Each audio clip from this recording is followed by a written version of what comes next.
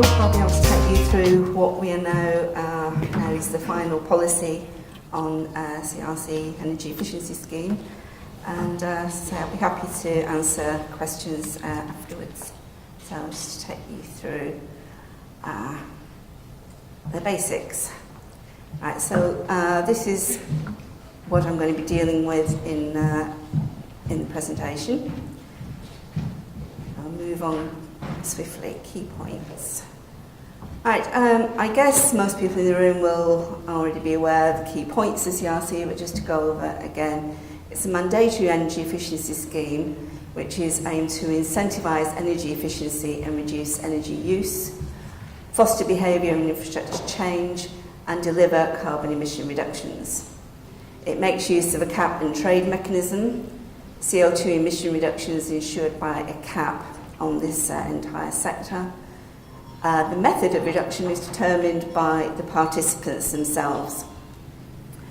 It's revenue neutral to the Exchequer, that any money raised through the sale of allowances is returned to the participants, and it's designed to avoid overlap with EU ETS and the climate change agreements. The goals.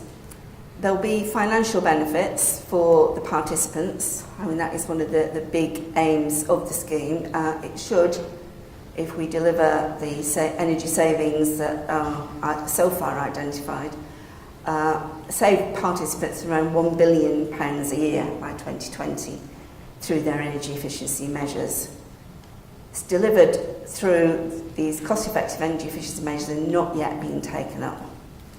The emissions savings, by 2020, the scheme will deliver savings of at least 4 million tonnes of CO2 a year, but do expect that figure to rise substantially.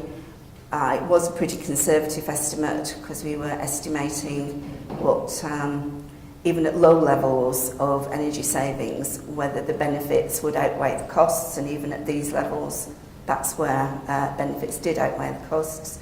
But we will be looking at, with the Committee on Climate Change, what the potential savings in this sector are. The committee should be advising government the middle of next year, but that saving is likely to raise. So the main changes, we published government response in October to this third consultation paper, which was earlier in the year in March. The changes that have come about since then, we've talked to business and industry a lot. We've tried to take on board concerns wherever we can. So the main changes as of October are that the 2010 first year will be a reporting year only. So we'd already made changes to avoid the revenues being held by government for 18 months, so that it was down to 6 months. But that had the knock-on effect of having a double purchase of allowances in 2011. That now is no longer the case. There'll just be the single sale of allowances in April 2011, and 2010 will be a reporting year only. There's greater flexibility in how organisations participate, with large subsidiaries being able to participate separately. Increased credit given for early action in the second year. I'll come to all these in more detail as I go through. Equivalence of the Carbon Trust Standard will now be recognised under the early action metric. There are quite a lot of technical changes to make the scheme more effective and easier to implement. And we will be publishing increase in renewable generation alongside an energy efficiency league table. The CRC does remain an energy efficiency scheme. That is what is there to incentivise, not the uptake of renewables, which are incentivised by other means, by other substantial means. However, there was concern by a number of organisations that their efforts on generation of renewable energy, by their own efforts, should be recognised, and so that is, we have made that change so that it will be published alongside their energy efficiency efforts. There are some changes to the public sector. Definition of public sector organisation has now been finalised, and it's really based on the organisations as set out under the Freedom of Information Acts. There is a very good list of public authorities, and those are the ones that will be adopted as a definition. Companies with public sector ownership participate with the department they are owned by, but they can be disaggregated. All English universities will be grouped with their colleges, but there is flexibility on the manner of participation, so that they can actually disaggregate once they've registered. And there's a mechanism for change in the structure of government departments is now finalised.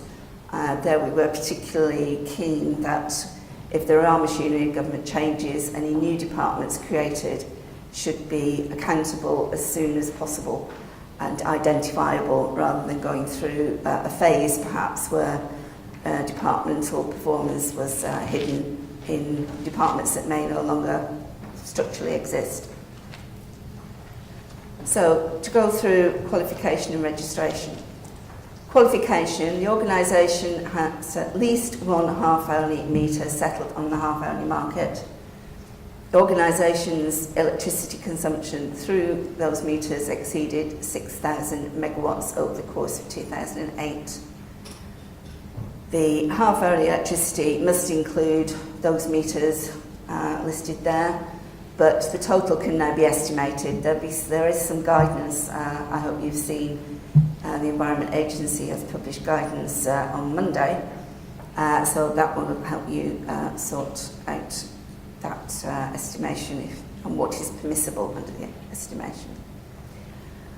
Registration will be April to September next year. Legally required to register will be those that have the consumption above 6,000 megawatt hours per year after exclusions. And I'll come onto that in a little while. There'll be a web-based tool. You disclose the identification information and submit the list of meters, and disclose the total half-hourly electricity consumption, and that can be estimated. By the way, the bits in brown are the bits that have changed, so that will help you just see what has happened since the March consultation. Those that have a half-hourly electricity meter but have consumption less than 6,000 megawatts will be required to just submit some information. It's really so that the Environment Agency will be able to account for all half-hourly meters, so it knows what's in and what's out. It'll be on the same web-based tool, and again there's guidance. So emissions coverage and footprint. This is a kind of a change around from just how things were originally defined. So excluded from CRC will be transport energy use, and there's a new definition of that. Domestic energy use, energy not for own consumption apart from the landlord-tenant relationship, and energy not for consumption in the UK. Included in the footprint report, but not accounted for, not having to be reported on in CRC, are emissions in EU ETS and in climate change agreements. They will be considered for the purpose of identifying the residual percentage, that 90% of your emissions need to be covered by one of these three instruments. CCA exemptions, there's a general, a group and a residual. General is where the entire organisation has more than 25% of its emissions covered, so that it's only a single entity, it doesn't have subsidiaries. Group member is where there are subsidiaries, but one or more of those has 25% of their emissions covered by a CCA, and those individual group members will be able to be exempt. The residual group member group exemption is where, if having accounted for your CCA exemption, the remainder of your group consumes less than 1,000 megawatt hours a year, then you can the entire group will be exempted. We've also made changes to CC exemption rules. It can now claim exemption at registration rather than for the at the first reporting year, so that gives greater certainty to CCA companies. If they don't have the data for the entire organisation, they should have data for their CCA because they've been will have been in CCAs for some time. But if they don't manage to get the data of 2008 for their entire organisation, they can claim the exemption at the footprint report for phase 1. And they can use CCA verified data to report CCA emissions in CRC.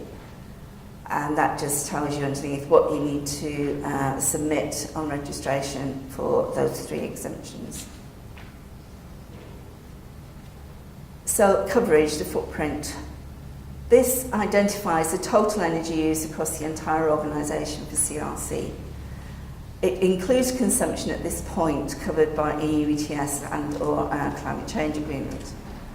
But it subtracts energy use for the activities that are excluded. As I mentioned before, transport and domestic is 2 of them. And it will exclude energy use of emissions for subsidiaries that are exempt, wholly exempt on CCA grounds. So the footprint report is total energy use minus subtractions minus the CCA exemptions. But if you've got a CCA that doesn't account for 25% of emissions for a member, those emissions will be included to establish your footprint. And 90% of that footprint must be regulated by one of these 3 instruments. Core sources must be included, and they must amount to 90% of the coverage. You can include non-core sources voluntarily if above 90%. If the core sources don't reach 90%, you must include some non-core sources to reach that 90%. So here we have the circle showing how we get down to what are actually CRC emissions. There's the all energy use emissions, which is not including transport, domestic, and the others I mentioned earlier. The second largest relevant emissions, that do not include 100% of emissions from CCA exempt subsidiaries. Then we get to the total footprint. At that point, you can remove up to 10% of the footprint emissions, but not core sources, or covered by EU ETS or CCAs. And the regulated emissions under those 3 instruments must be at least 90% of your relevant emissions. Then you get down to regulated emissions, and here we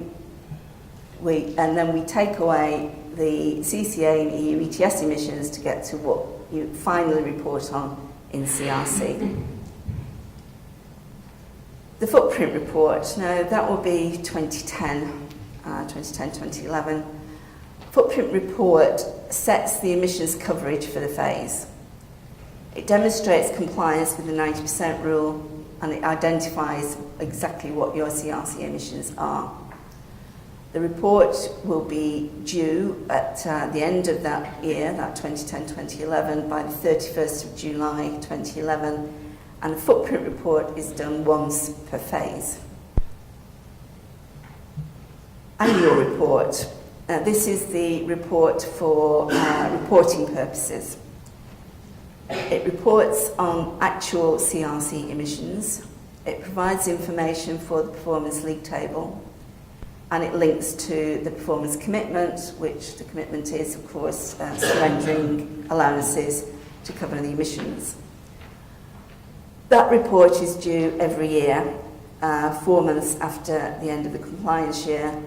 For the first phase, the annual report and the footprint report are the same and will be at the same period, and again end on the 31st of July. Revenue recycling and the performance league table. There's a baseline component to revenue recycling.